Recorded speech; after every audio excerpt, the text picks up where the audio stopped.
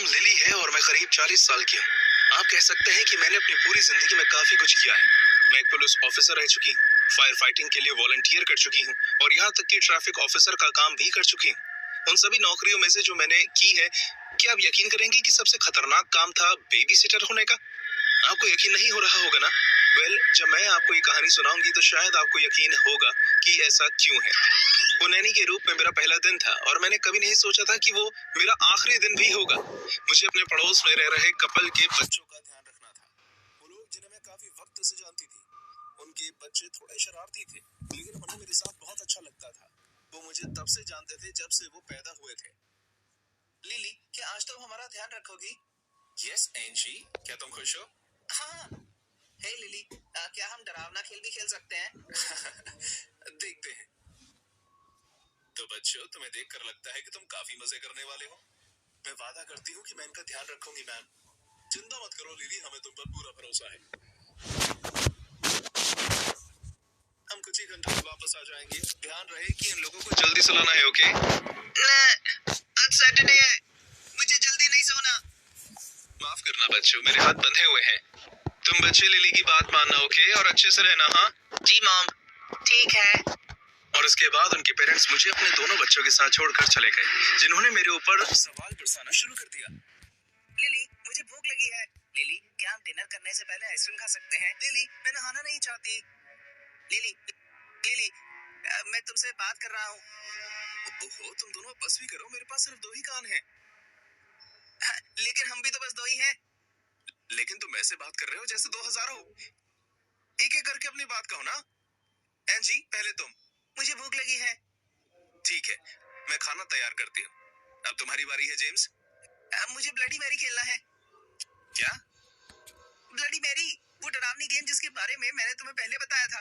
हमें बस इतना करना है कि बाथरूम में जाना है और वहाँ की सारी लाइट्स बंद कर देनी है और 3 बार उसका नाम लेना है। और अगर हम ऐसा कहते हैं तो ब्लडी मैरी आ जाएगी। मुझे पता है, मैं अपने दोस्तों के साथ बचपन में खेलती थी। वाह, तो क्या तुम्हें कभी कुछ अजीब देखने को मिला? नहीं, ये सब भ्रम है। तुम्हें इसमें अपना समय बर्बाद नहीं करना चाहिए। लेकिन तुमने मुझसे वादा किया था कि तुम खेलोगी। और मैंने एंजी से भी वादा किया था कि मैं उसे खाना दूंगी। नहीं नहीं, मुझे भी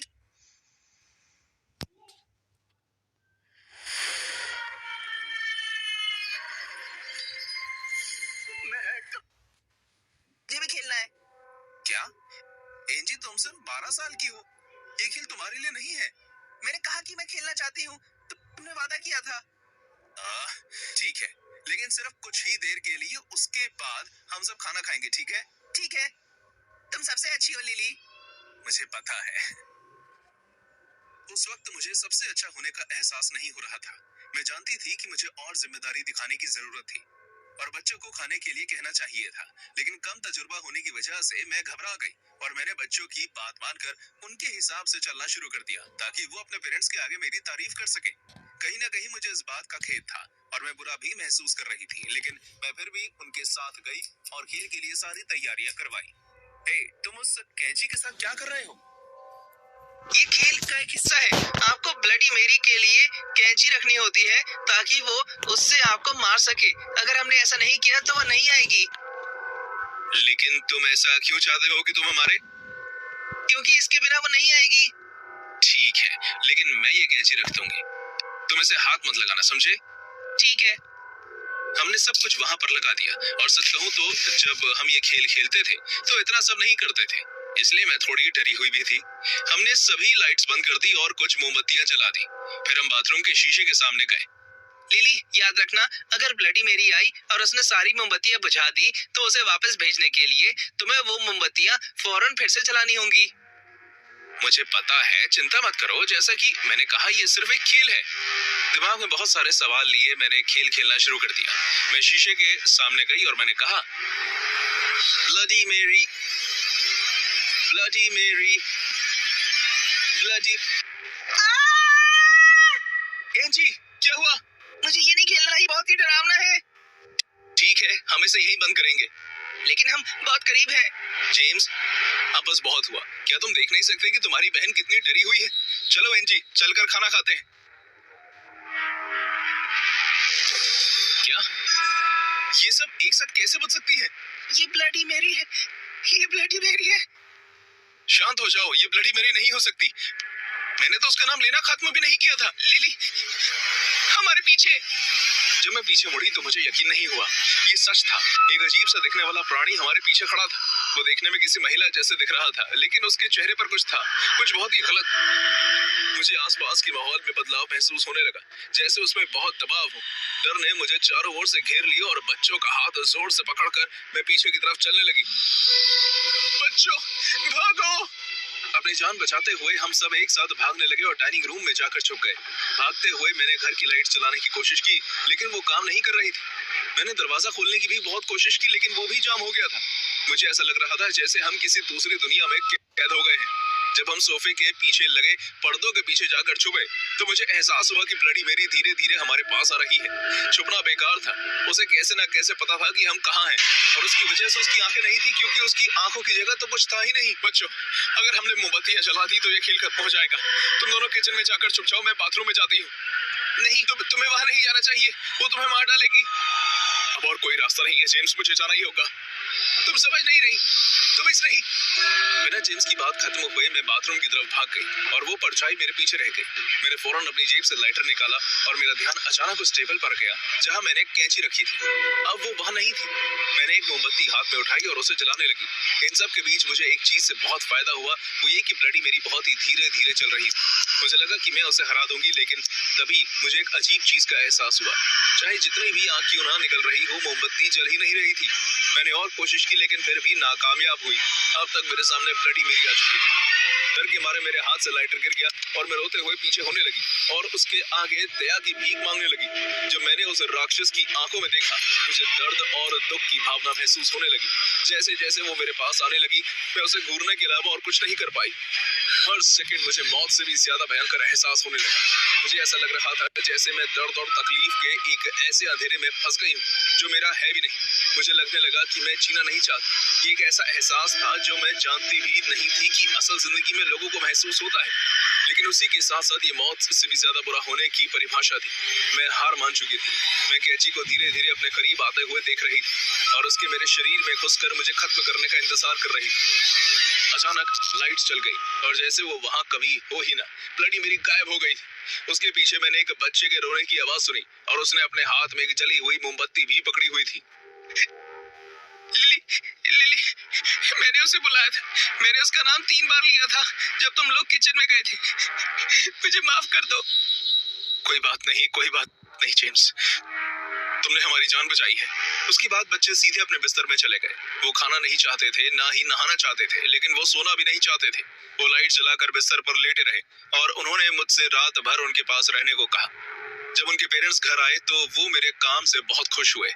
मैंने उनसे पूछा कि क्या मैं वो रात उनके घर गुजार सकती हूँ, जिसके लिए वो खुशी खुशी राजी हो गए। और वो दिन मेरा पहला और आखिरी बेबीसिटिंग का दिन था। इतने सालों बाद भी मैं उन्हें अक्सर देखती हूँ। मैं उनकी बड़ी बहन की जैसी हूँ, लेकिन मैं जिंदगी में दोबारा कभी बेबी सिटिंग नहीं करना चाहूंगी। मुझे इस कहानी के माध्यम से मशहूर होने की इच्छा नहीं है, लेकिन मैं इतना जरूर कहना चाहूंगी कि ये खेल कोई मजाक नहीं है। ये मैं आपको सिर्फ इसलिए बता रही हूँ क्योंकि ताकि आप सावधान रहें। ब्लडी मैरी मत खेलना, कभी मत खेलना।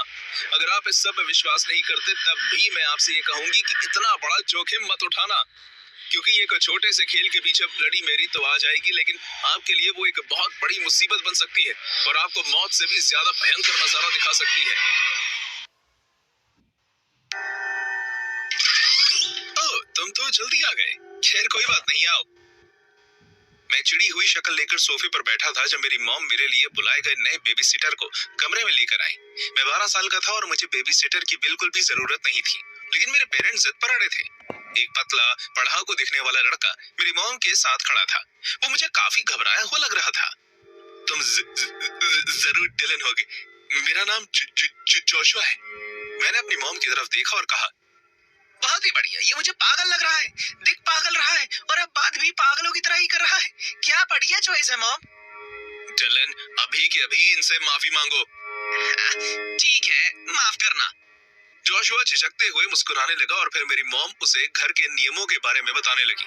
फ्रिज में काफी खाना है और मैंने किचन के काउंटर पर तुम्हारे लिए पैसे रख दिए हैं। अगर तुम दोनों चाहो तो अपने लिए पिज्जा ऑर्डर कर सकते हो। डिलन को डरावनी फिल्म देखना पसंद है, लेकिन इसे देर रात तक टीवी मत देखने देना, ठीक है? ठीक है Mrs Roger. Good bye Dylan, तमीज में रहना, ओके? वो लोग चले गए और जोशुआ मेरे साथ आकर बैठ गया। तो तुम्हें हाँ हाँ, डरावनी फिल्में मुझे भी। क्या वाकई? क्या तुम कुछ डरावना देखना चाहोगे? हाँ, क्यों नहीं। मैं जानता था कि वो झूठ बोल रहा था, वो बस दिखाना चाहता था कि वो बहादुर है। तो मैंने एक बहुत ही डरावनी फिल्म लगा दी जिसमें बहुत ज्यादा खून खराबा था। हमें वो फिल्म देखते हुए 10 मिनट हो गए थे। मुझे अभी से जोशुआ के चेहरा फीका पड़ता हुआ दिख रहा था। शायद वो मन ही मन चिल्ला भी रहा था। मुझे उसे परेशान और डरा हुआ देखकर बहुत मजा आ रहा था। क्यों ना हम अपने लिए पिज्जा ऑर्डर कर लें? हाँ, मैं ऑर्डर करता हूँ। वो भागते हुए किचन में गया ताकि उसे टीवी की स्क्रीन की तरफ ना देखना पड़े। मेरी हंसी तो रोकी नहीं रही थी। मैंने सुना कि जोशुआ ने एक्स्ट्रा चीज वाला एक पेपरोनी पिज्जा ऑर्डर किया है, और तभी मेरे दिमाग में एक और खुराफाती आइडिया आया। क्यों ना मैं उससे छुपन छुपाई खेलने के लिए पूछूं? इस तरह मैं उसे और भी ज्यादा डरा पाऊंगा। जैसे ही जोशुआ वापस आया, मैंने उसे इस नए आइडिया के बारे में बताया और वो खुशी खुशी राजी हो गया। मुझे लगता है कि वो खुश हो गया था कि अब उसे वो डरावनी फिल्म और नहीं देखनी पड़ेगी। खेल शुरू करने से पहले मैंने वॉशरूम जाने की जरूरत महसूस की, इसलिए मैं हल्का होने चला गया। टॉयलेट की सीट पर बैठे बैठे मैं जोशुआ को डराने के अलग अलग आइडियाज के बारे में सोचकर खुश हो रहा था, और तभी मैंने दूसरी बार घर की घंटी की आवाज सुनी। मैं थोड़ा हैरान था कि पिज्जा इतनी जल्दी कैसे आ गया, लेकिन जब मैं बाहर आया तो मैंने देखा कि जोशुआ दरवाजा खोलकर खड़ा था और बहुत ही हैरान नजर आ रहा था। तुम बाहर क्या कर रहे हो? मुझे लगा कि पिज्जा वाला आया है, लेकिन जब मैंने दरवाजा खोला तो बाहर कोई नहीं था। तो फिर कहीं ये टीवी वाला भूत तो नहीं था? भूत जैसा कुछ नहीं होता। उसने दरवाजा बंद कर दिया और डरते हुए इधर उधर देखने लगा। ये लड़का तो बुरी तरह डरा हुआ था। मैंने एक भी और सेकंड गवाए हमने खेल शुरू कर दिया। पहले जोशुआ छुपने गया और मैंने उसे 5 मिनट के अंदर ही ढूंढ लिया। वो बेवकूफ पढ़ाकू ने खुद को किचन टेबल के कपड़े के नीचे छुपाया हुआ था। जब मैंने उससे पूछा कि वो बेसमेंट में जाकर क्यों नहीं छुपा, तो उसने कहा कि अंधेरे से मुझे डर लगता है। बस अब क्या था, उसने खुद ही मुझे एक बढ़िया प्लान दे दिया। मैंने उसे कहा कि अब छुपने की बारी मेरी है और अच्छा रहेगा अगर हम लाइट्स बंद कर दे तो। उसे देखकर पता चल रहा था कि वो डर चुका था, लेकिन खुद को एक जिम्मेदार बड़ा साबित करने के लिए वो मान गया। वो दीवार की तरफ मुड़ा और गिनती करने लगा। 1 2 3। मैं किचन के काउंटर के पीछे जाकर छुप गया और वहां से उसे देखने लगा। मेरे हाथ में टीवी का रिमोट था। जैसे ही उसने मुझे ढूंढना शुरू किया और टीवी के पास आया, मैंने अचानक टीवी चालू कर दिया और उसकी वॉल्यूम बढ़ा दी। टीवी में डरावना सीन देखकर वो और उछल गया और डर के मारे उसे जैसे दिल का दौरा ही पड़ गया।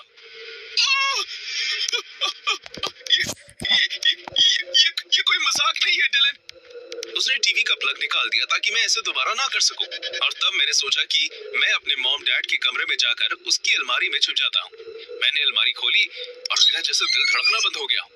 चांद की रोशनी ठीक अलमारी पर पड़ रही थी, जिसकी वजह से अंधेरे में भी ठीक ठाक दिखाई दे रहा था। अलमारी के अंदर एक नौजवान का शव पड़ा हुआ था। उसके सर पर प्लास्टिक का बैग लपेटा हुआ था। दम घुटने की वजह से वो मर चुका था। मेरे माथे पर पसीना आने लगा था। मेरी टांगें कांप रही थी। एक और बार दरवाजे की घंटी बजी। अचानक मेरा ध्यान उस लड़के की जेब पर गया जिसमें से एक बटुआ बाहर निकल रहा था। कांपते हुए हाथों से मैंने उसे जेब से निकाला और उस लड़के की आईडी देखी। उस आईडी पर जो नाम लिखा था वो था जोशुआ मिलर। अगर मेरा असली बेबीसिटर मेरे पेरेंट्स की अलमारी में मरा हुआ पड़ा है तो फिर मैं इस वक्त छुपन छुपाई किसके साथ खेल रहा हूँ? ओ डिलन, तुम अपने मॉम डैड के कमरे की अलमारी में तो छुपने नहीं गए हो ना? मैंने उसके पैरों की आवाज कमरे में आती हुई सुनी। मैं फौरन बिस्तर के नीचे जाकर छुप गया। मेरा दिल पहले से ज्यादा जोर से धड़क रहा था। मेरे घर में कातिल घूम रहा था। बिस्तर के नीचे बने अंतर से मैंने उसके पैरों को कमरे में आते हुए देखा और फिर वो खुली हुई अलमारी के आगे आकर रुक गया। बधाई हो, तुमने अपने बेबी सिटर को ढूंढ लिया। मुझे एहसास हुआ कि खेल मैंने उसे खेलने को कहा था, तो अब वो मेरे लिए जीने की जरूरत बन चुका था, क्योंकि मेरी जिंदगी अब इसी खेल पर निर्भर थी। मैंने अपने मुंह पर हाथ रख लिया ताकि वो कातिल मुझे जोर जोर से सांस लेते हुए भी ना सुन पाए। क्योंकि अब तुम इसे ढूंढ ही चुके हो, तो मैं तुम्हें अपने बारे में बता देता। मेरा नाम काइल है। जोशुआ मेरा सबसे करीबी दोस्त हुआ करता था जब तक वो मेरी गर्लफ्रेंड के साथ नहीं सोया था। मेरा मतलब है, क्या तुम सोच सकते हो कि इस जैसा बेवकूफ किसी की गर्लफ्रेंड भी चुरा सकता है? इसलिए मैंने वही किया जो करना चाहिए था। वो अपनी कहानी पूरे कमरे में घूमते घूमते सुनाने लगा। बिस्तर के नीचे से मुझे सिर्फ उसके पैर हिलते हुए नजर आ रहे थे। तो कुछ दिन पहले मुझे पता चला कि इसने कोई बेबी सिटिंग का काम लिया है, और तभी मैंने फैसला किया कि मैं इसे जान से मार डालूंगा। तुम तो जानते ही होगे कि किसी और के घर में उसे मारना ज्यादा सुरक्षित अपराध है। मेरा विश्वास करो, मैंने यही सोचा था कि मैं सिर्फ उसकी जान लूंगा, तुम्हारी या तुम्हारे पेरेंट्स की नहीं। मेरा प्लान सिंपल था, मैं उसके आने से पहले आ जाऊंगा और फिर उसके आने का इंतजार करूंगा। फिर मैं उसे मार डालूंगा और उसकी लाश घर में छुपा दूंगा, और फिर तुम्हारे सोने के बाद उसकी लाश ठिकाने लगा दूंगा ताकि तुम्हें कुछ पता भी ना चले। सब कुछ प्लान के मुताबिक चल रहा था जब तक तुमने उसकी लाश नहीं देख ली। अब मैं क्या करूंगा? हाँ, ऐसा कहते हुए वो मेरे पेरेंट्स के बेड पर बैठ गया। उसके पैर मुझसे बस आधा फीट की दूरी पर थे। बताओ मुझे, बताओ, अब मैं क्या करूंगा?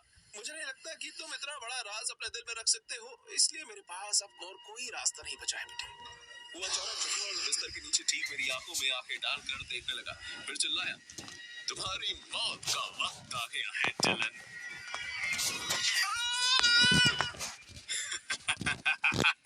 अब कौन डरा हुआ है? मैं भागने लगा और काइल मेरा पीछा करने लगा। मैं उसके भारी पैरों की आवाज सुन सकता था। मैं ऊपर की तरफ भागने लगा और उसने पीछे से मुझ पर वार कर दिया। किस्मत से मुझे ज्यादा नहीं लगी, लेकिन मेरी टी शर्ट फट चुकी थी। लेकिन मैं रुका नहीं, मैं सीधा अपने कमरे की तरफ भागा, और इससे पहले कि वो अंदर आ पाता मैं दरवाजा बंद कर चुका था। काइल मेरे दरवाजे पर आकर उसे जोर जोर से पीटने लगा। मुझे तो लगा कि तुम्हें डरावनी फिल्में पसंद है। हाँ, ये तुम्हारी जिंदगी की असली डरावनी फिल्म चल रही है। बाहर निकल, बाहर निकल डिलन, अपने असली बेबी सिटर के साथ खेलने का वक्त आ गया है। और उस वक्त मुझे एक बार फिर दरवाजे पर बजी घंटी सुनाई दी। मैं अपने कमरे की खिड़की से झांक कर देखा तो पिज्जा की डिलीवरी देने के लिए आदमी आया था। मैंने उसे जोर से चिल्लाकर कहा, पुलिस को फोन करो, उसके पास चाकू है, 911 पर फोन लगाओ। लेकिन इससे पहले कि वो पिज्जा वाला मेरी बात को समझ पाता, काइल भागते हुए नीचे गया और दरवाजा खोलकर उस आदमी पर चाकू से हमला करने लगा। ये तो अच्छा हुआ कि पिज्जा देने आया वो आदमी काइल से काफी ताकतवर था। कुछ देर की लड़ाई के बाद वो काइल के हाथ से चाकू छीनने में सफल हुआ। पुलिस को बुलाया गया और उन्होंने काइल को अपने बेस्ट फ्रेंड के कत्ल के जुर्म में गिरफ्तार कर लिया। पुलिस का फोन आने पर मेरे पेरेंट्स भागते हुए मेरे पास पहुंच गए। उन्होंने मुझे गले लगाया और रोने लगे। मैं उनकी आंखों में अपने लिए डर देख सकता था। मेरे डैड ने पिज्जा वाले को मेरी जान बचाने के लिए अच्छे पैसे दिए। इससे भी ज्यादा डरावनी बात यह थी कि पुलिस को काइल के बैग से नींद की गोलियां, रस्सी और 3 और प्लास्टिक के बैग मिले। वो लड़का पूरी तैयारी के साथ आया था। मुझे इस बात पर कोई शक नहीं है कि उसके दिमाग में मुझे पिज्जा में नींद की गोलियां देकर सुलाने का प्लान था, ताकि वो जोशुआ की लाश से पीछा छुड़ा सके। जब भी मेरे पेरेंट्स को देर रात तक के लिए बाहर जाना होता है तो वो मुझे मेरी दादी के पास छोड़कर आ जाती हैं। अब वो कभी मेरे लिए कोई बेबी सिटर नहीं रखेंगे। कुछ हफ्तों पहले मेरे साथ जो हुआ उसे मैं अपने दिमाग से अभी तक नहीं निकाल पाया हूँ, और सच कहूँ तो मुझे नहीं लगता कि मैं कभी निकाल पाऊंगा भी।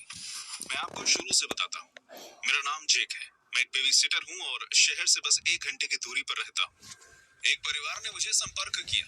वो हाल ही में एक नई जगह से इस शहर में शिफ्ट हुए थे। उनके 2 बच्चे थे, एक बेटा जो 7 साल का था और एक बेटी जो 5 साल की थी। वो परिवार बात करने में काफी अच्छे लग रहे थे, इसलिए मैंने उनके लिए काम करने का फैसला किया। जब उन्होंने मुझसे पहली बार बात की थी तो यकीन मानिए मुझे काफी अच्छा लगा था। मेरा मतलब है कि उन्हें कोई अंदाजा ही नहीं था कि छोटे कस्बों में बेबी सिटर को कितने पैसे मिलते हैं। उन्हें इस बात का अंदाजा ही नहीं था। जो पैसे वो मुझे दे रहे थे वो आमतौर पर मिलने वालों से 3 गुना ज्यादा थे, इसलिए मैं उनकी मदद करने के लिए बिल्कुल तैयार था। मुझे उनके साथ फोन पर की हुई बात आज भी याद है। हेलो, मुझे तुम्हारे बारे में अपने एक दोस्त से पता चला है। हम इस शहर में नए हैं और हम एक बेबी सिटर की तलाश कर रहे हैं। क्या तुम काम करना चाहोगे? हाँ, क्यों नहीं। मैं हमेशा नए परिवारों के लिए बेबी सिटिंग करना चाहता हूँ। आपको मेरी जरूरत कब है? क्यों ना तुम कल ही आ सकते हो। हमें एक डिनर पार्टी पर जाना है और बच्चों का ध्यान रखने के लिए हमें कोई चाहिए। काफी बढ़िया प्लान है।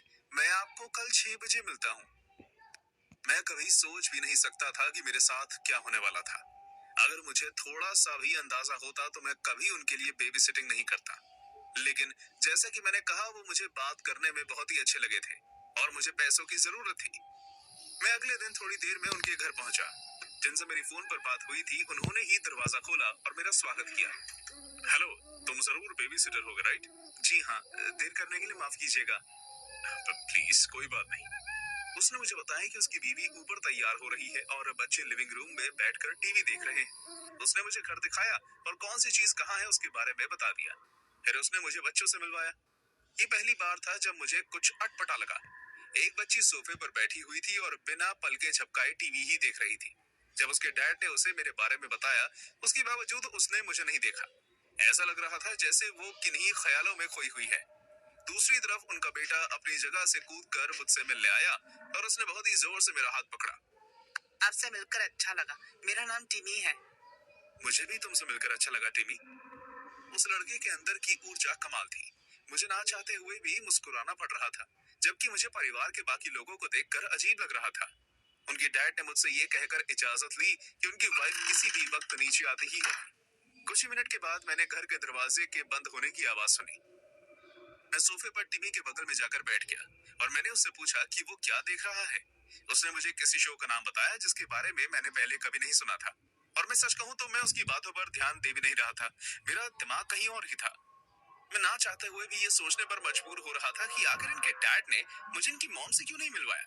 मुझे ऐसा महसूस होने लगा था कि जैसे कि वो चाहती ही ना हो कि मैं उनके घर आऊं। मैं कोशिश कर रहा था कि मैं इस बारे में ना सोचूं, लेकिन आप समझे कि मैं पहले से ही बहुत अजीब महसूस कर रहा था। मैंने फैसला किया कि मैं टिमी से उसकी मॉम के बारे में पूछूंगा। मुझे वो अच्छी नहीं लगती। वो बहुत झूठ बोलती है और डैडी को गुस्सा आ जाता है। तुम उनसे मिलना चाहोगे? लेकिन अभी तो वो घर पर नहीं है ना? बिल्कुल घर है, आओ चले। मैं उसकी बात सुनकर एक बार के लिए हैरान हो गया। फिर मैं समझ गया कि वो मेरे साथ कोई खेल खेल रहा है, लेकिन मैं खुद को रोक नहीं पाया। मैं टीवी के पीछे पीछे ऊपर जाने लगा और वो मुझे हॉलवे के आखिर में बने एक दरवाजे तक ले गया। उसने हल्के से उस पर खटखटाया और फिर दरवाजा खोल दिया। मॉम, मैं आपको हमारे नए बेबी सिटर से मिलवाने आया हूँ। मेरी सांसें रुक सी गई। मेरे दिल ने जैसे धड़कना ही बंद कर दिया हो। मैं अपनी आंखों पर विश्वास नहीं कर पा रहा था। कमरे के बीच में एक बिस्तरा लगा हुआ था जिस पर एक औरत लेटी हुई थी। उसे देखकर ऐसा लग रहा था कि वो करीब 30-32 साल की होगी और वो हद से ज्यादा पतली थी। उसके बाल सफेद हो गए थे और उन पर बहुत तेल लगा हुआ था। उसकी त्वचा पीली पड़ गई थी। उसे देखकर ऐसा नहीं लग रहा था कि उसने हफ्तों से कुछ खाया होगा। उसके बारे में जो सबसे ज्यादा डरावनी चीज थी वो थी उसकी आंखें। वो उनकी खोपड़ी के अंदर घुस चुकी थी और पूरी तरह काली हो गई थी। वो हिस्सा जैसा खोखला था, बस 2 काले गड्ढे जो मुझे देख रहे थे। उस औरत ने अचानक अपना सर घुमाया और मुझे उसे देखकर ऐसा लग रहा था जैसे कोई राक्षस मुझे देख रहा हो। उसका मुंह थोड़ा सा खुला और उसने भारी आवाज में कहा, मेरी मदद करो। मैं चलाया और पीछे होने लगा। मेरे पैर एक कुर्सी से जाकर लगा और मैं जमीन पर गिर गया। मैं अपने पैरों पर वापस खड़ा हुआ और दरवाजे की तरफ भागा, लेकिन टीवी मेरे आगे दरवाजे पर खड़ा था। उसके चेहरे पर अजीब से भाव थे और मैंने देखा कि उसकी बहन भी उसके साथ मिल गई थी। डैडी ने कहा है कि हम तुम्हें जाने नहीं दे सकते। आखिर यहाँ क्या चल रहा है? तुम्हारी मॉम को क्या हुआ है? मैं उनकी तरफ चलने लगा, उन्हें ऐसा दिखाने के लिए कि मैं उन्हें धक्का देकर पार करके निकल जाऊंगा। लेकिन जैसे ही मैं टीवी के हाथ में चाकू देखता हूँ, मेरी गर्दन के पीछे के बाल खड़े हो जाते हैं। डैडी ने कहा है कि हम तुम्हें यहाँ से जाने नहीं दे सकते, वरना तुम बाहर जाकर सबको मम्मी के बारे में बता दो। कभी कभी उन्हें इस तरह का नाटक करना अच्छा लगता है, और अगर डैडी को पता चला तो वो बहुत नाराज होंगे। मैं बौखला गया और इधर उधर देखकर सोचने लगा कि ये कोई घटिया मजाक होगा। ऐसा हो ही नहीं सकता कि ये सब सच हो, लेकिन ये सब सच था और मैं फंस चुका था। मैं जल्द ही कुछ सोचने लगा। मैं ध्यान से कमरे के चारों ओर देखने लगा और मेरा ध्यान खिड़की पर गया। मैं उसकी तरफ भागा और मैंने उसे खोल दिया। मैंने इस बात पर भी गौर नहीं किया कि मैं तीसरी मंजिल पर हूँ। मैंने टिमी और उसकी बहन को पीछे से चिल्लाते हुए सुना और मैं घर की साइड पर बनी पतली छत पर चलने लगा। मैंने खुद को इस छत पर फेंका था, जिसकी वजह से अब मुझे छाती पर दर्द भी हो रहा था। मैं पीछे से उसे सुन सकता था। टिमी मेरे बहुत पास आ चुका था और हंस रहा था। मैंने पीछे मुड़कर देखा तो वो बस उस छत पर चढ़ गया था और मेरी तरफ बढ़ रहा था। उसके हाथ में अभी भी चाकू था। मैंने उसे मुझसे दूर रहने को कहा, लेकिन इससे वो और भी ज्यादा जोर जोर से हंसने लगा। मैंने अपना ध्यान वापस से आगे बढ़ने पर लगाया। मैं छत के आखिर तक पहुंचने ही वाला था कि मुझे पैर पर चाकू के लगने का तेज दर्द महसूस हुआ। मैं चिल्लाया और चोट को पकड़कर उस छत की जमीन पर गिर गया। टिमी मेरे सर पर खड़ा था और मेरे साथ ऐसा करने पर बहुत मुस्कुरा रहा था। डैडी ने कहा है कि ये डिनर का टाइम है। भाड़ में जाओ। जितना जोर से हो सकता था मैंने उतने जोर से उसे धक्का दिया। उसके हाथ से चाकू छूटा। तेज प्रभाव की वजह से वो पीछे की तरफ गिरा और चिल्लाया। उसकी चीख आज भी मेरे कानों में गूंजती है। मैं दर्द में वहीं पड़ा रहा और मदद मिलने का इंतजार करने लगा। बाद में मुझे हॉस्पिटल ले जाया गया और मेरा इलाज शुरू हुआ। मैंने टिमी या उसकी बहन को दोबारा कभी नहीं देखा, लेकिन मैं आज भी उस दिन के बारे में सोचता हूँ। कार्यवाही के बाद मिली जानकारी से मुझे ये पता चला कि वो आदमी अपने बच्चों और बीवी के साथ बुरा सलूक करता था। उसकी बीवी को कैंसर स्टेज 4 था और वो मौत के काफी करीब थी, और बच्चों को इस बात पर यकीन दिलाया गया था कि अगर कोई इस घर से बाहर निकला तो उनकी मौम मर जाएगी। हालांकि मुझे इस कहानी पर विश्वास नहीं है।